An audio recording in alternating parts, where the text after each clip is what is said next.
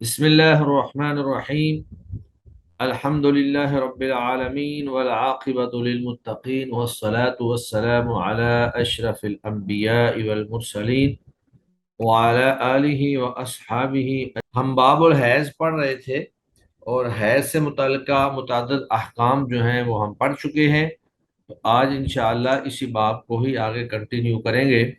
ہمارے آج کے لیکچر کی سب سے پہلے حدیث مبارکہ جو ہے وہ سیدنا ابو سعید خدری رضی اللہ تعالی عنہ کی روایت ہے۔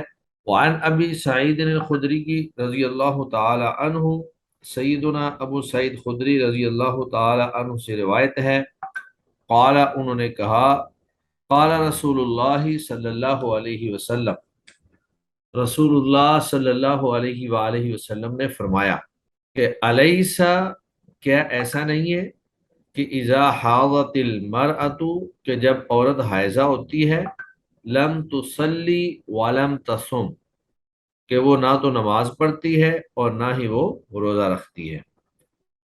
تو یہاں جو انداز ہے اس کو کہتے ہیں استفہام انکاری، یعنی کیا ایسا نہیں ہے، تو اس کا مطلب ہوتا ہے کہ جی ہاں ایسا ہی ہے۔ تو اس حدیث سے یہ بات گویا کہ ثابت ہوئی کہ حائضہ عورت جو ہے اس کے لیے نماز اور روزہ دونوں جو ہیں ان کی اللہ رب العزت نے رخصت دی ہے، کیونکہ دوران حیض وہ پہلے سے ہی مشقت سے گزر رہی ہوتی ہے، لہذا اگر اس کو نماز اور روزے کا بھی حکم دے دیا جاتا تو وہ مشقت اس کی برداشت سے باہر ہوتی۔ تو یہ اللہ رب العزت کا کرم ہے، اللہ کا فضل ہے بنات آدم پر، کہ جب وہ ان مخصوص ایام سے گزر رہی ہوتی ہے تو اللہ رب العزت ان کے اوپر نرمی فرما دیتے ہیں۔ متفق علیہ، یہ حدیث جو ہے بخاری مسلم دونوں کے اندر موجود ہے۔ فی حدیث طویل، اور یہ جو اتنا ٹکڑا یہاں پر بیان ہوا ہے یہ ایک لمبی حدیث کا حصہ ہے، اس کا جز ہے۔ نبی مکرم صلی اللہ علیہ وآلہ وسلم نے ایک موقع پر عورتوں کو واعظ کرتے ہوئے فرمایا تھا کہ میں نے عورتوں سے بڑھ کر جو دین اور عقل دونوں میں ناقص ہیں کسی کو نہیں دیکھا جو ایک سمجھدار آدمی کی عقل کو بھی لے اڑتا ہو۔ تو جب عورتوں نے یہ بات سنی تو فوراً ہی چونک اٹھی اور اللہ کے نبی سے کہا کہ یا رسول اللہ، ہماری عقل میں کیا نقص ہے اور ہمارے دین میں کیا نقص ہے؟ تو آپ صلی اللہ علیہ وسلم نے فرمایا کہ عورت کی گواہی کو اللہ تعالی نے مرد کی گواہی سے عادی قرار دیا ہے۔ تو یہ عورتوں کے عقل کی کمی کی وجہ سے یا نقص کی وجہ سے اللہ تعالیٰ نے آدھی گواہی جو ہے وہ قرار دی ہے، مطلب عورت جو ہے بنسبت مرد کے جلدی بھول جاتی ہے معاملات کو۔ تو اس کے بعد پھر اللہ کے نبی نے فرمایا کہ جب عورت مخصوص ایام میں ہوتی ہے تو اس وقت نہ وہ نماز پڑھتی ہے نہ وہ روزہ رکھتی ہے۔ تو یہ گویا کہ مرد جو ہیں وہ اس وقت نماز بھی پڑھ رہے ہوتے ہیں، روزہ بھی رکھ رہے ہوتے ہیں، تو یہ ان کے دین کا نقص ہے۔ تو یہاں عقل میں کمی سے مراد یہ نہیں ہے کہ وہ جنون یہاں مراد لیا گیا ہے، بلکہ عقل میں کمی سے مراد جو ہے معاملات کو سمجھنا اور ان کو یاد رکھنا، اس میں کمی مراد ہے۔ کیونکہ عورتیں جو ہیں وہ زیادہ معاملات کے اندر ایکٹیو نہیں ہوتی ہیں، باہر کے معاملات جو ہیں لین دین کے معاملات یا لڑائی جھگڑوں کے اندر فیصلوں کے معاملات وہ زیادہ تر مرد جو ہیں وہ طے کر رہے ہوتے ہیں، جبکہ عورتیں جو ہیں وہ گھروں کے معاملات سنبھال رہی ہوتی ہیں، بچوں کی تربیت کے حوالے سے، گھر کی صفائی ستھرائی، کھانا پکانا اور اس طرح کے۔ تو مرد جن معاملات کے اندر زیادہ الجھے ہوتے ہیں یا جن معاملات کے اندر ان کا زیادہ تعلق ہوتا ہے، اس لیے وہ ان معاملات کو زیادہ بہتر طریقے سے سمجھ سکتے ہیں، جبکہ عورتیں چونکہ ان معاملات میں زیادہ پڑتی نہیں ہیں، اس لیے وہ ان معاملات کو اس انداز میں نہیں سمجھ سکتی ہیں جس انداز میں مرد ان کو سمجھ رہے ہوتے ہیں۔ تو یہاں عقل میں نقص سے یہ مراد ہے۔ تو اس حدیث سے چند ایک فوائد جو ہیں وہ ہمیں معلوم ہوئے۔ پہلا فائدہ تو یہ معلوم ہوا کہ ایام حیض میں عورت نہ نماز پڑھ سکتی ہے نہ روزہ رکھ سکتی ہے۔ ہاں البتہ جب یہ دن گزر جائیں گے تو جو فرضی روزے اس کے رہ گئے تھے ان کی تو وہ قضا دے گی، لیکن جو نمازیں اس کی رہ گئی تھی ان کی قضا نہیں دے گی، کیونکہ اس طرح نمازوں کی قضا جو ہے یہ مشقت کا باعث ہے۔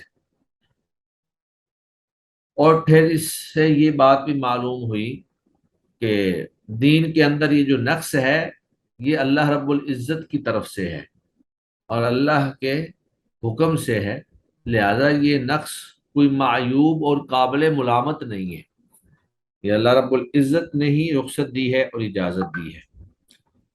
اور اس حدیث سے یہ بھی معلوم ہوا کہ نبی کریم صلی اللہ علیہ وآلہ وسلم جب کوئی سائل سوال کرتا تو اس کو بڑے ہی حسن اخلاق کے ساتھ اور صبر و تحمل کے ساتھ جواب دیتے تھے۔ جب عورتوں نے آگے سے کہا کہ یا رسول اللہ ہمارا دین کا نقص اور عقل کا نقص کیسے ہے، تو آپ صلی اللہ علیہ وسلم نے ان کو جھڑکنے کی بجائے یا ڈانٹنے کی بجائے آپ نے اس کی باقاعدہ ریزن اور وجہ بیان کی اور بہت ہی حکیمانہ انداز میں ان کو جواب دیا، جس پر وہ مطمئن ہو گئی۔ اس حدیث سے ہمیں یہ بات بھی معلوم ہوتی ہے کہ جب کسی عالم دین سے کسی حکم کی معرفت یا کسی حکمت کی رہنمائی کا مطالبہ کیا جائے تو وہ شرح صدر کے ساتھ سائل کو جواب دے، اگر اس کو معلوم ہے۔ اگر معلوم نہیں ہے تو پھر یہی کہہ دے اللہ عالم، کہ اللہ زیادہ جانتا ہے، یعنی سائل کو مطمئن کرنے کی کوشش کرے۔ اور اگر وہ سمجھتا ہے کہ میرا ذہن اس بارے میں واضح نہیں ہے تو پھر لا عالم کہہ دے یا اللہ عالم کہہ دے کہ اس حوالے سے میں نہیں جانتا۔ اس کے بعد سیدہ عائشہ رضی اللہ تعالی عنہا کی حدیث مبارکہ ہے۔ سیدہ عائشہ رضی اللہ تعالی عنہا سے روایت ہے، وعن عائشہ رضی اللہ عنہا قالت، فرماتی ہیں لما جئنا صریفہ، جب ہم صرف مقام پر پہنچے۔ تو یہ اس وقت کی بات ہے کہ جب صحابہ کرام اور اللہ کے نبی جو ہے حج کے لیے نکلے تھے، تو سیدہ عائشہ بھی آپ صلی اللہ علیہ وسلم کے ساتھ موجود تھی۔ تو جب صرف مقام پر پہنچ گئے، تو یہ صرف مقام جو ہے یہ مکہ سے کوئی 10 میل دور جو ہے ایک جگہ ہے۔ تو جب قافلے وہاں پر پہنچے تو سیدہ عائشہ رضی اللہ تعالیٰ عنہ فرماتی ہیں کہ حیض تو، میں حائضہ ہو گئی، مجھے حیض آ گیا۔ تو اللہ کے نبی نے فرمایا فقال النبی صلی اللہ علیہ وسلم، اللہ کے نبی نے فرمایا افعلی، تو کر ما یفعل الحاج، جو کچھ بھی حاجی کرتے ہیں، یعنی جو اعمال حاجی سر انجام دیتے ہیں وہ سارے تو اعمال سر انجام دے، غیرہ سوائے اس کے کہ اللہ تطوفی، کہ نہ تو طواف کرنا بالبیتی بیت اللہ کا، حتیٰ تطہری، حتیٰ کہ تو طاہر ہو جائے، پاک ہو جائے۔ متفق علیہ، یہ حدیث بھی متفق علیہ ہے، اور فی حدیث طویل، ایک لمبی حدیث کا یہ یہاں پر ٹکڑا ہے۔ تو اس حدیث سے ہمیں یہ بھی معلوم ہوا کہ جس طرح حائضہ عورت جو ہے نماز نہیں پڑھے گی، روزہ نہیں رکھے گی، اسی طرح وہ بیت اللہ کا طواف بھی نہیں کر سکتی، کیونکہ بیت اللہ کے طواف کے لیے طہارت شرط ہے، جس طرح نماز کے لیے طہارت شرط ہے۔ اور پھر بیت اللہ کا طواف تو مسجد کے اندر جا کر کرنا ہے، اور حیضہ عورت کے لیے تو مسجد میں جانا بھی جائز نہیں ہے، درست نہیں ہے، الا یہ کہ مسجد سے گزرنا ہو، گزر سکتی ہے لیکن وہاں پہ جا کر وہ قیام نہیں کر سکتی، ٹھہر نہیں سکتی ہے مسجد کے اندر۔ تو اللہ کے نبی صلی اللہ علیہ وسلم نے سیدہ عائشہ رضی اللہ تعالی عنہا سے کہا کہ حاجی باقی جو بھی اعمال سر انجام دیں، آپ نے وہ سارے اعمال سر انجام دینے ہیں، مثلا مینا کی راتوں میں وہاں پہ جا کر ٹھہرنا ہے، پھر اسی طرح میدان عرفات میں جانا ہے، مزدلفہ میں جانا ہے، اور کنکریاں مارنی ہیں، اور اسی طرح قربانی کرنی ہے، سارے کے سارے اعمال جو ہیں وہ عورت حائضہ عورت جو ہے وہ سر انجام دے گی، لیکن بیت اللہ کا جو طواف ہے وہ نہیں کرے گی۔ بیت اللہ کا طواف لیٹ کر لے گی، مؤخر کر دے گی، سارے اعمال کرتی رہے گی، اور جب وہ پاک ہو جائے تو آخر میں جا کر پھر وہ طواف کر لے گی، بے شک کوئی بھی طواف ہو، طواف قدوم ہو یا طواف افاضہ ہو، کیونکہ جب وہ اللہ کی طرف سے اس کو ایک معاملہ لاحق ہو گیا ہے تو پھر اللہ نے ہی اس کو یہ گنجائش دی ہے۔ تو یہ حجۃ الوداع کا قصہ ہے جس میں سیدہ عائشہ رضی اللہ تعالی عنہا کے ساتھ یہ معاملہ پیش آیا،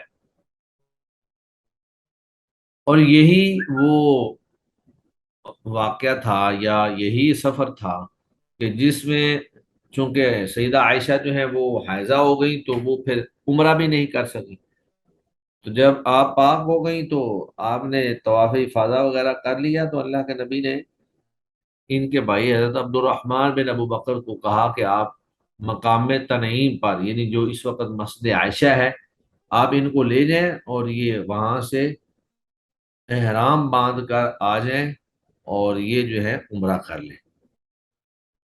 تو سیدہ عائشہ رضی اللہ تعالی عنہا نے وہاں سے پھر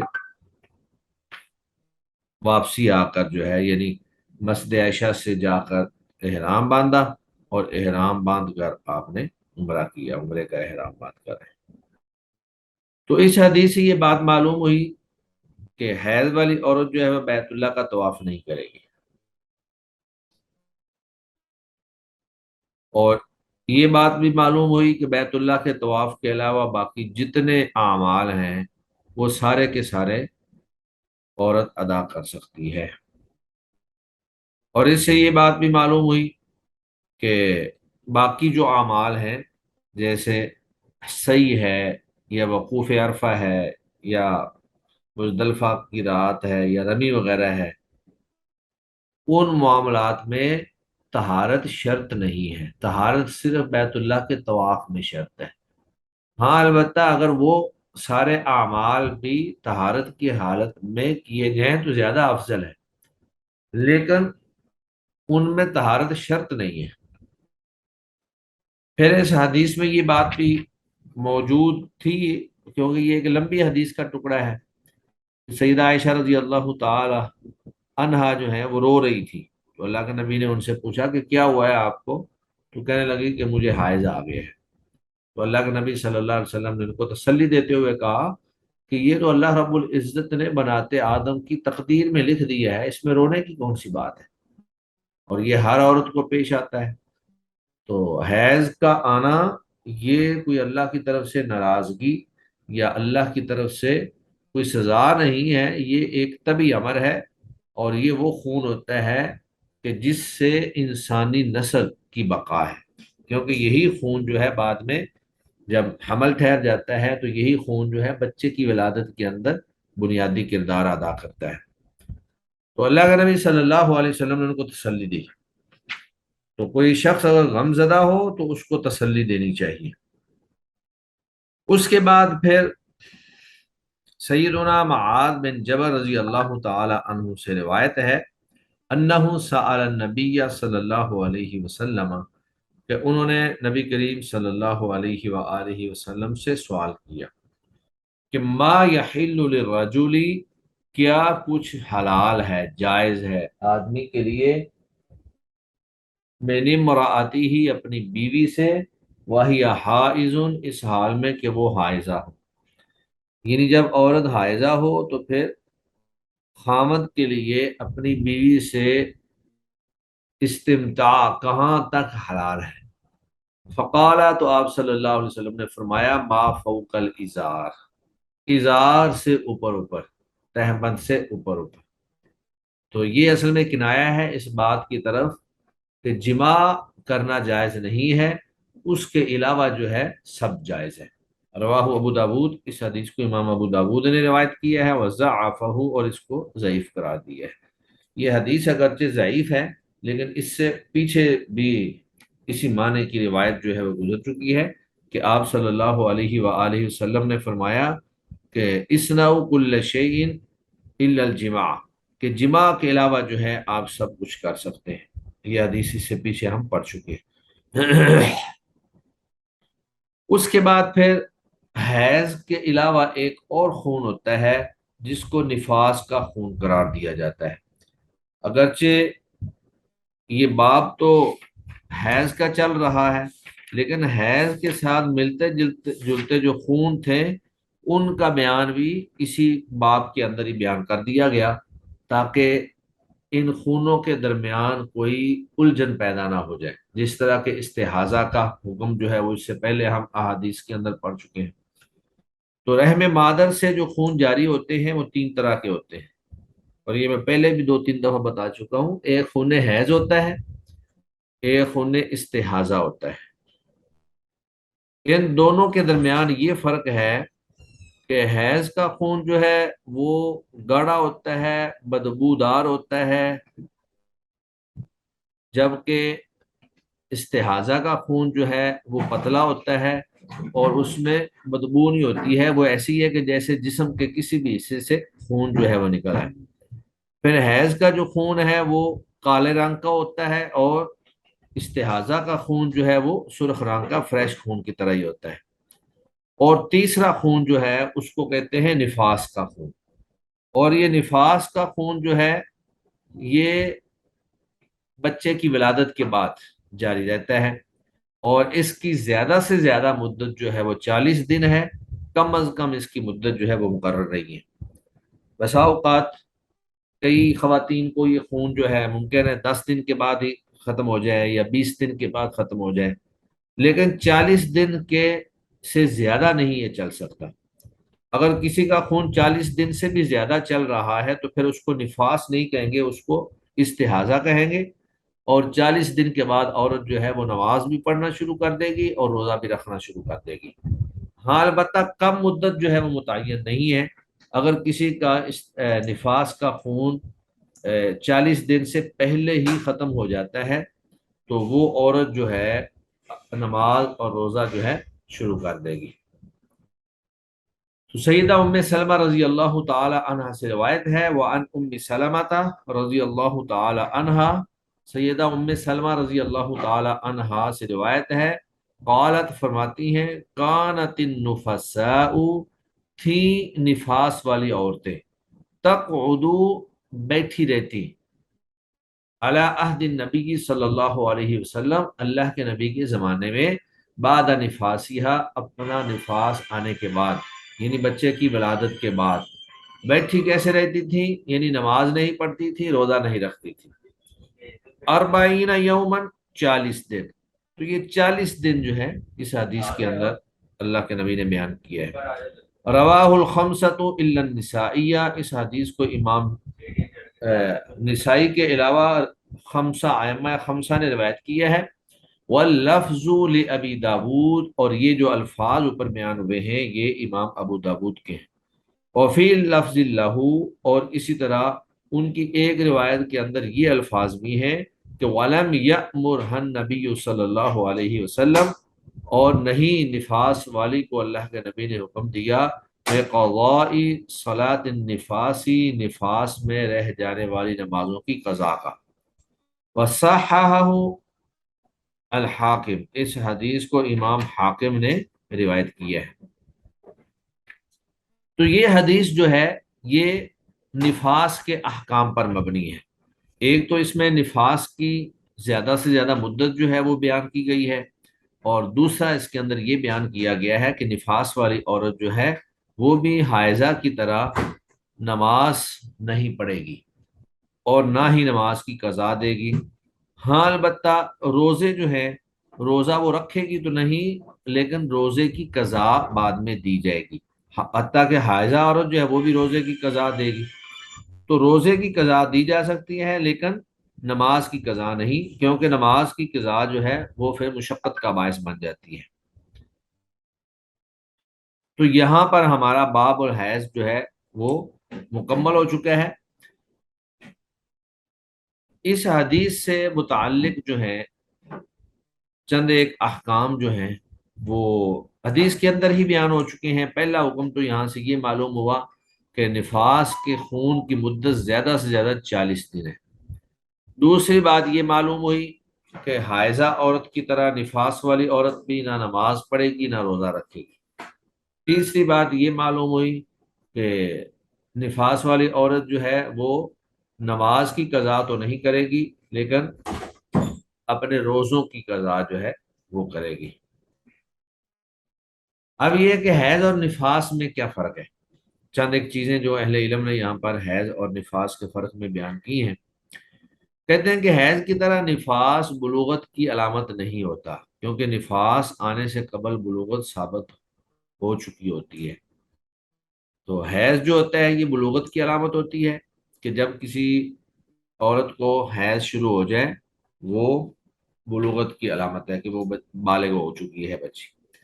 جبکہ نفاس جو ہے یہ ولادت، بچے کی ولادت پر آتا ہے۔ پھر اس میں ایلا، ایلا ایک خاص مسئلہ ہے، قرآن مجید کے اندر اللہ رب العزت نے بیان کیا ہے کہ اگر کوئی مرد اپنی بیوی سے قسم کھا لے کہ وہ اس کے ساتھ تعلق نہیں رکھے گا تو وہ 4 مہینے تک انتظار کرے، وہ عورت جو ہے وہ 4 مہینے تک انتظار کرے۔ اگر 4 مہینے تک وہ رجوع کر لیتا ہے تو ٹھیک ہے، نہیں تو پھر وہ طلاق کے لیے عدالت سے رجوع کرے گی۔ تو وہ 4 مہینے کی جو عدت ہے یا مدت ہے وہ نفاس کے ذریعے شمار نہیں ہوگی، بلکہ وہ حیض کے ذریعے شمار ہوگی۔ نفاس کو ایلا کی مدت میں شمار نہیں کیا جائے گا۔ اسی طرح جب طلاق کی عدت شمار ہوتی ہے تو اس میں بھی حیض معتبر ہے، نفاس معتبر نہیں ہے۔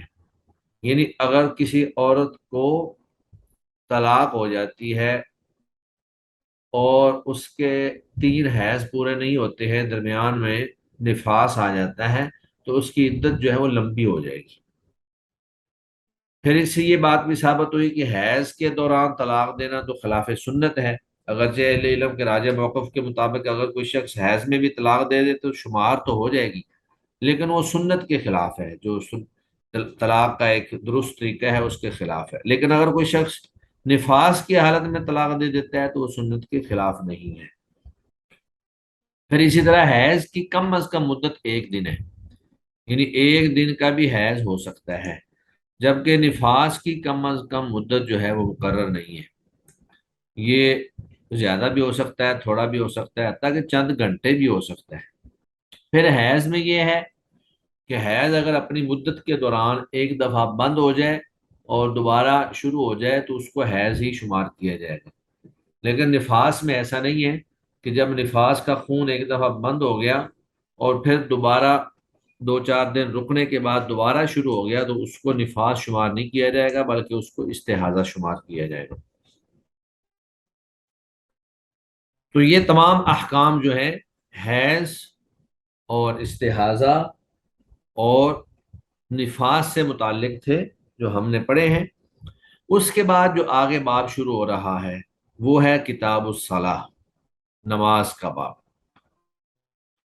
ابھی یہ پی ڈی ایف کے اندر ایک صفحہ اس میں غائب ہے اور ایک دوسرا صفحہ انہوں نے اس میں الٹا لگا دیا ہے، باقی آپ لوگوں کے پاس کتابیں موجود ہوں گی وہاں پہ دیکھیں۔ تو کتاب الصلاح میں سب سے پہلے جو ہے باب المواقیت، مواقیت وقتوں کا بیان، اوقات نماز کا بیان۔ اللہ رب العزت نے نماز جو ہے وہ وقت مقررہ پر فرض کی ہے، جس طرح اللہ فرماتے ہیں ان الصلاۃ کانت علی المؤمنین کتابا موقوتا، کہ بے شک نماز مومنوں پر وقت مقررہ پر فرض ہے۔ اور احادیث کے اندر، شریعت کے اندر نماز کو اول وقت پر پڑھنے کی فضیلت بیان کی گئی ہے، نماز کی پابندی اور اہتمام کرنے کی فضیلت بیان کی گئی ہے۔ تو اول وقت یا پابندی کے ساتھ وقت پر نماز اس وقت ہی پڑھی جائے گی جب ہمیں نمازوں کے اوقات کا علم ہوگا۔ اور نماز لیٹ کرنے والوں کے بارے میں بہت ساری وعیدیں بیان کی ہیں، جیسے قرآن مجید میں اللہ فرماتے ہیں فویل للمصلین الذین هم عن صلاتهم ساہون، کہ ایسے نمازیوں کے لیے ہلاکت ہے جو اپنی نمازوں میں سستی کرتے ہیں۔ اور ایک روایت کے اندر ایسے شخص کی مذمت بیان کی گئی ہے کہ جو نماز لیٹ کرتا رہتا ہے، انتظار کرتا رہتا ہے، حتیٰ کہ جب سورج غروب ہونے کے قریب ہوتا ہے تو اس وقت وہ جلدی سے اٹھتا ہے اور مرغ کی طرح دو چار ٹھونگے لگا کر جو ہے وہ اپنی نماز جو ہے پڑھتا ہے۔ تو نماز کو وقت پر پابندی کے ساتھ ادا کرنا یہ اسلام کا تقاضا ہے، اور نماز کو لیٹ نہ کرنا اسی کا حکم دیا گیا ہے۔ تو ان احادیث کے اندر تمام نمازوں کے جو اوقات ہیں، ان کے ابتدائی اوقات، وقت ابتدا، وقت انتہا، وہ سارے اوقات جو ہیں وہ انشاءاللہ بیان کیے جائیں گے۔ تو سب سے پہلی روایت جو ہے وہ سیدنا عبداللہ بن عمر، یہ عبداللہ بن عمر نہیں، عبداللہ بن عمر رضی اللہ تعالی عنہما سے روایت ہے، ان النبی صلی اللہ علیہ وسلم، بے شک نبی کریم صلی اللہ علیہ وآلہ وسلم نے فرمایا۔ تو یہ مسلم شریف کی حدیث ہے کہ اللہ کے نبی صلی اللہ علیہ وسلم نے فرمایا کہ وقت الظہری، ظہر کا وقت جو ہے کب شروع ہوتا ہے؟ اذا زالت الشمس، جب سورج جو ہے وہ ڈھل جائے۔ تو سورج کے زوال کے ساتھ ہی ظہر کا وقت جو ہے وہ شروع ہو جاتا ہے، یہ اس کا ابتدائی وقت ہے۔ یعنی ظہر کا جو ابتدائی وقت ہے وہ زوال شمس سے شروع ہو جاتا ہے، جب سورج ڈھل جائے، زائل ہو جائے۔ اور بھئی یہ کب تک رہتا ہے؟ وَكَانَ ظِلُّ الرَّجُلِ، اور ہو جائے آدمی کا سایہ کا طول ہی، اس کی لمبائی کے برابر، یعنی جب آدمی کا اپنا سایہ جو ہے اس کی لمبائی کے برابر ہو جائے۔ مَا لَمْ يَحْضُرِ الْعَصْرَ، جب تک عصر حاضر نہ ہو جائے، یعنی عصر کے وقت تک ظہر کا ٹائم رہتا ہے۔ اور یہ جو آخری وقت بیان کیا گیا ہے وہ ہے کہ آدمی کا سایہ اس کے اپنے برابر ہو جائے۔ تو یہ اپنے برابر ہونے کا مطلب ہوتا ہے کہ ایک مثل ہو جائے، یہ اس کا آخری وقت ہے، جہاں سے آگے عصر کا وقت شروع ہوگا۔ تو گویا کہ ظہر کا وقت زوال شمس سے لے کر ایک مثل تک ہے، اور ایک مثل پر پھر عصر کا وقت شروع ہو جاتا ہے۔ تو ایک مثل اس طرح نکلتی ہے کہ آدمی کھڑا ہو، اگر اس کا قد جو ہے وہ 5 فٹ ہے تو اس کا سایہ جو ہے وہ بھی 5 فٹ ہو جائے، یہ ایک مثل ہو جائے گی۔ اور اگر اس کا سایہ جو ہے وہ 10 فٹ ہو جائے تو وہ پھر دو مثل ہو جاتی ہے۔ تو یہاں پر وَقَانَ ظِلُّ الرَّجُلِ كَطُولِهِ، آدمی کا سایہ اس کی اپنی لمبائی کے مطابق، یعنی جتنا آدمی کی لمبائی ہے یا جتنا اس کا قد ہے اس کا سایہ بھی اتنا ہو جائے۔ تو یہ ضروری نہیں ہے کہ آدمی اپنا سایہ ہی دیکھے، آپ کوئی بھی چھڑی یا کوئی بھی چیز کھڑی کر کے اس کا سایہ جو ہے وہ ماپ سکتے ہیں کہ جتنی اس چیز کی اونچائی ہوگی 5 فٹ، 4 فٹ، 3 فٹ، اس کا سایہ بھی جب اتنا ہو جائے تو وہ مثل اول ہو جائے گی۔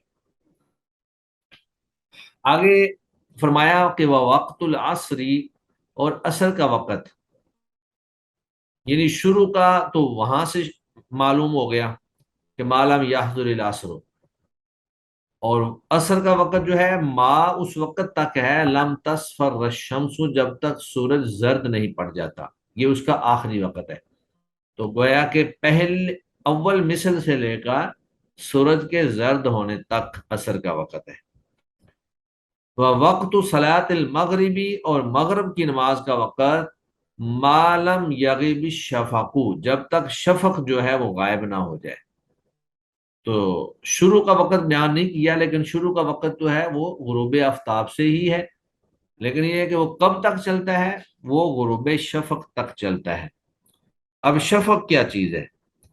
شفق سے مراد وہ سفیدی ہے جو مغرب میں مغرب میں پھیلی ہوتی ہے سورج غروب ہونے کے بعد، اور وہ تھوڑا ہی عرصہ رہتی ہے اور اس کے بعد وہ بھی غائب ہو جاتی ہے۔ تو اس کا مطلب یہ ہوا کہ مغرب کی نماز کا وقت جو ہے وہ بہت کم ہے، کوئی 20 سے 25 منٹ یا آدھے گھنٹے کے اندر اندر وہ جو سفیدی ہوتی ہے وہ غائب ہو جاتی ہے۔ اس کے بعد پھر آگے فرمایا وقت صلاۃ العشاء، اور عشاء کی نماز کا وقت جو ہے الی نصف اللیل الاوسط، درمیانی رات کے آدھے تک، تو رات آدھی رات تک جو ہے وہ عشاء کا وقت رہتا ہے۔ وقت صلاۃ الصبح، اور صبح کی نماز کا وقت جو ہے وہ من طلوع الفجر، طلوع فجر سے لے کر ما لم تطلع الشمس، طلوع آفتاب تک۔ تو طلوع فجر جو ہے وہ پہلے ہوتی ہے اور طلوع آفتاب بعد میں ہوتا ہے، رواہ مسلم۔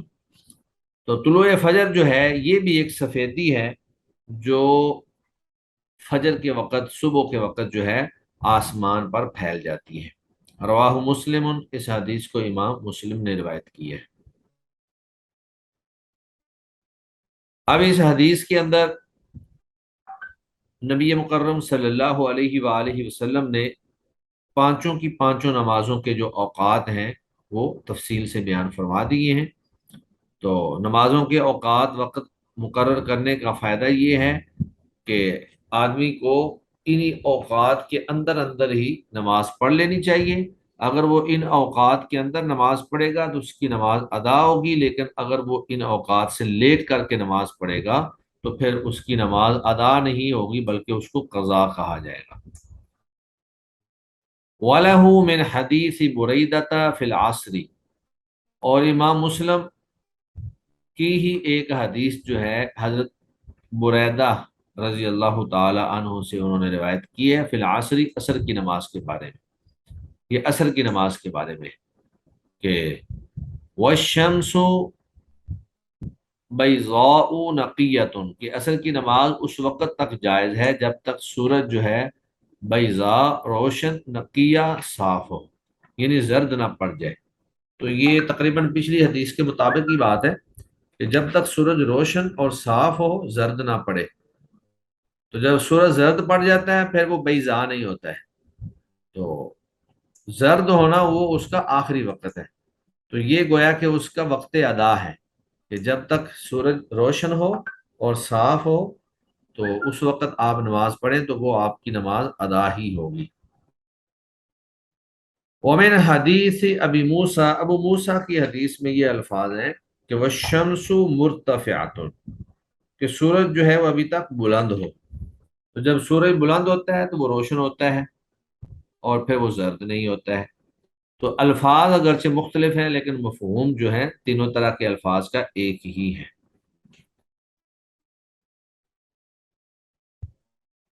تو اس روایت کے اندر یہ ایک روایت ایسی ہے جو تفصیل سے ہمیں نمازوں کے اوقات کی رہنمائی کرتی ہے کہ ہر نماز کا، اس کے علاوہ اور بھی دیگر کئی ایک روایات موجود ہیں، اگرچہ یہاں پر وہ بیان نہیں کی گئی کہ اللہ کے نبی صلی اللہ علیہ وسلم نے ہر نماز کا اول اور ہر نماز کا آخر تفصیل سے بیان کیا، اگرچہ یہاں بھی اشاروں کنایوں سے بات معلوم ہو رہی ہے۔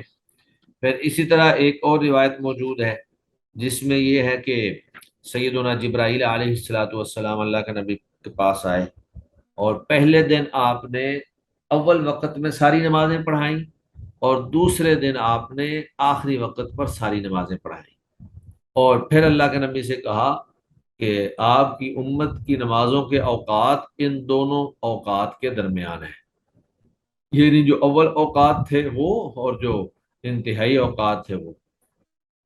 تو ان احادیث کے اندر اور اس حدیث کے اندر کوئی زیادہ مخالفت نہیں ہے، ایک ہی طرح کے اوقات جو ہیں وہ بیان کیے گئے ہیں۔